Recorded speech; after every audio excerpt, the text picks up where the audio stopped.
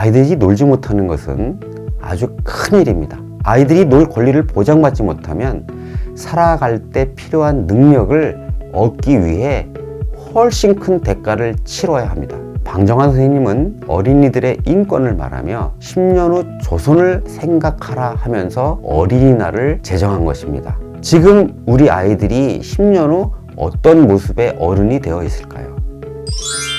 놀이TV. 안녕하세요. 놀이TV 이상호입니다. 오늘은 어린이날입니다. 어린이날에 무슨 영상을 찍을까 정말 고민이 많았어요.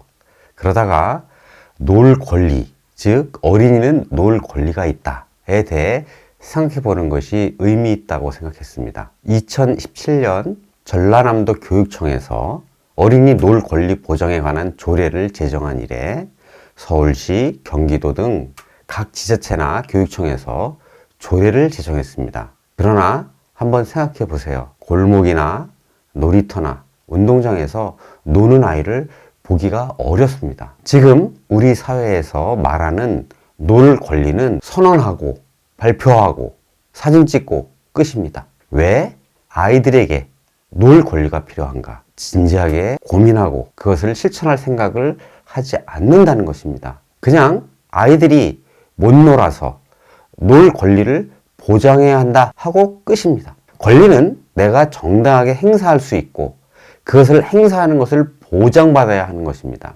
우리가 교육 권리라고 하잖아요. 그럼 교육을 받을 권리를 보장받아야 되는 거잖아요.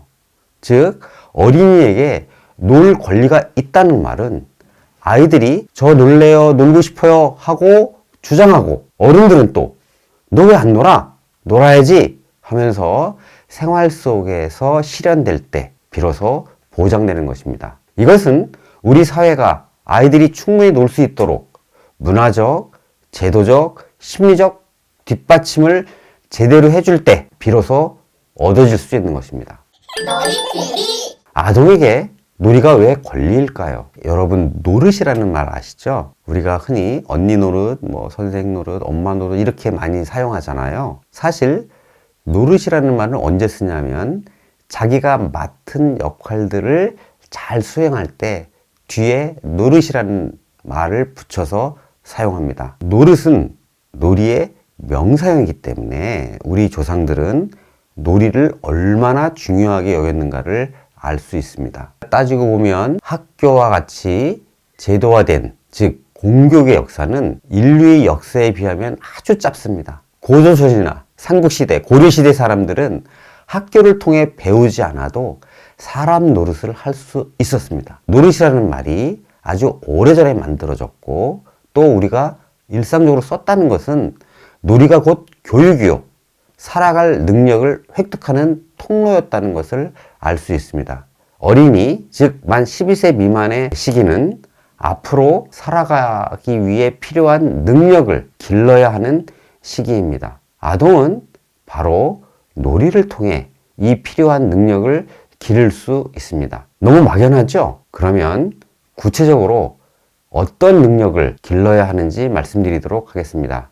첫 번째, 여러분은 하루 동안 어떤 능력을 제일 많이 사용합니까? 바로 이동 능력입니다. 인간은 이동하지 않으면 인간답게 살 수 없습니다. 그래서 감옥은 이 이동 능력을 제한하는 장소가 된 것입니다. 또 휠체어로 계속 이동권을 보장하는 전국장애인연합회 사람들의 주장에도 귀 기울여야 합니다. 아이들에게 이동 능력은 배밀기, 걸음마부터 하나씩 연습해가면서 획득합니다. 걷고 나서는 달리고, 돌고, 멈추고, 뛰고 하는 능력들을 하나씩 익혀갑니다. 이런 능력을 얻어가는 과정이 바로 놀이입니다. 아동 놀이 중에 가장 많이 하는 놀이가 바로 이 이동 능력에 관한 것입니다. 우리가 잘 알고 있는 얼음땡 놀이나 팔자놀이나 술래잡기 유형의 놀이들이 바로 이런 이동 능력을 기르는 데 최적화된 놀이들인 것이죠.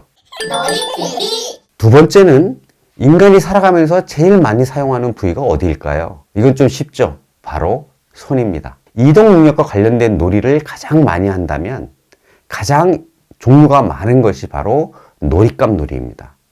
딱지치기, 공기, 실뜨기, 칠교 이런 것들이 다 놀잇감을 가지고 하는 놀이입니다. 이런 놀이들은 주로 손을 사용해서 합니다. 일상적인 것부터 아주 정교한 것들까지 손을 사용하기 때문에 손 조작 능력은 세분화되고 그만큼 놀이도 다양합니다. 공기는 던지고 원하는 위치에 손을 갖다 대서 받아야 합니다. 손이 뭔가 협응하는 능력을 기르는 거죠.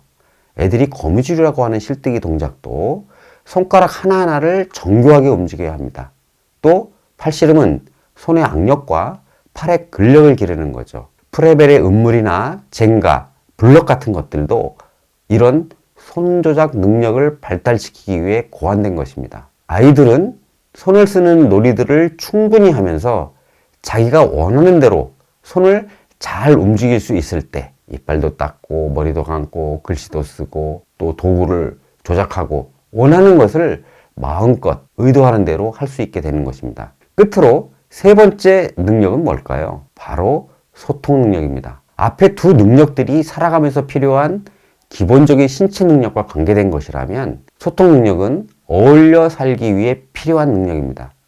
인간은 우리가 사회적 동물이라고 하잖아요. 신체 능력이 갖춰지면 애정이나 소속, 자기 표현과 같은 욕구를 더 강하게 느낍니다.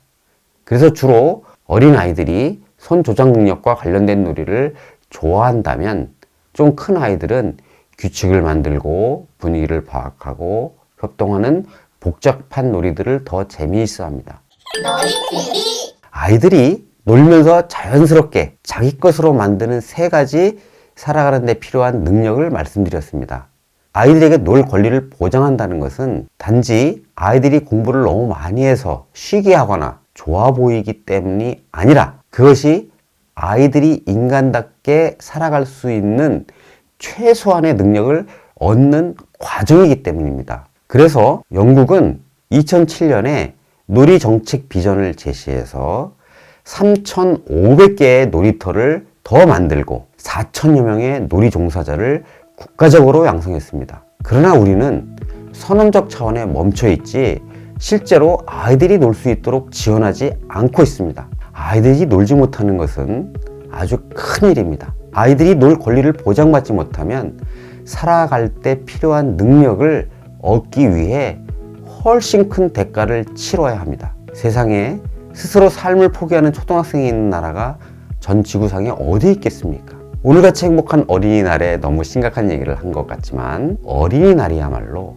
아이들에게 놀이가 어떤 의미인지 되돌아봐야 한다고 생각합니다. 방정환 선생님은 어린이들의 인권을 말하며 10년 후 조선을 생각하라 하면서 어린이날을 제정한 것입니다. 지금 우리 아이들이 10년 후 어떤 모습의 어른이 되어 있을까요?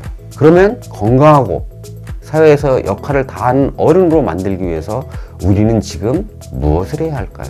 바로 어린이날이라고 한번 공원에 가서 노는 것이 아니라 매일이 어린이날이 될 수 있도록 노는 게 일이 될 수 있도록 우리 모두 힘써야 합니다. 그것이 진정한 어린이날의 의미를 오늘날 되살리는 것입니다. 감사합니다.